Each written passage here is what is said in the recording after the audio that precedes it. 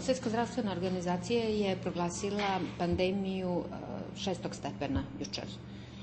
Budući da je utvrđeno kontinuirano širenje virusne influence u više regiona Svjetske zdravstvene organizacije i to u više zemalja. Pandemija zapravo znači da se radi o širenju virusa. Ne znači nikako da je sam virus postao opasniji ili smrtonosan. Ono što je također važno da se napomene i naglasi jeste da se radi o pandemiji izuzetno umjerenog stepena, budući da je najveći broj do sada registrovanih slučajeva pokazivao veoma blage simptome i nije zahtijevao nikakvu hospitalizaciju i izuzetno je mali i nizak procenat lica kod kojih je došlo zapravo do posljedica i fatalnog ishoda. Također bih željela naglasim da Svjetska zdravstvena organizacija ne očekuje iznenadni i dramatičan porast broja slučajeva sa fatalnim ishodom. Činjenica je da je epidemiološka situacija različita i raznovrsna u različitim zemljama.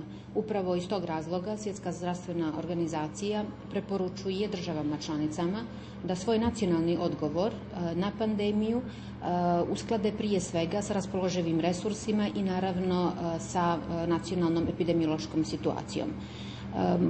Kao što znate, do sada je virus H1N1 registrovan u preko 70 zemalja u svijetu i zabilježeno je oko 30.000 slučajeva. Međutim, u Crnoj Gori još uvijek nema suspektnih slučajeva i nije registrovan niti potvrđen jedan slučaj ove virusne infekcije. Tako da Crna Gora spada u krug zemalja bez jednog slučaja virusne infekcije i upravo iz tog razloga Svjetska zdravstvena organizacija toj grupi zemalja i Crnoj Gori preporučuje stanje maksimalne budnosti, pripravnosti, pažljivog monitoringa i također mjere adekvatnog nadzora. Ono što bih također željela ovom prilikom da naglasim jeste da u ovakvim situacijama svako ima svoju rolu, što zapravo znači da i građani imaju svoju ulogu u smislu da trebaju se trude da budu maksimalno informisani i također da izuzetno vode računa o ličnoj higijeni. Svjetska zdravstvena organizacija ne preporučuje obustavljanje saobraćaja, ne preporučuje zatvaranje granica, niti prekid ili promjenu uobičajenog procesa i načina rada.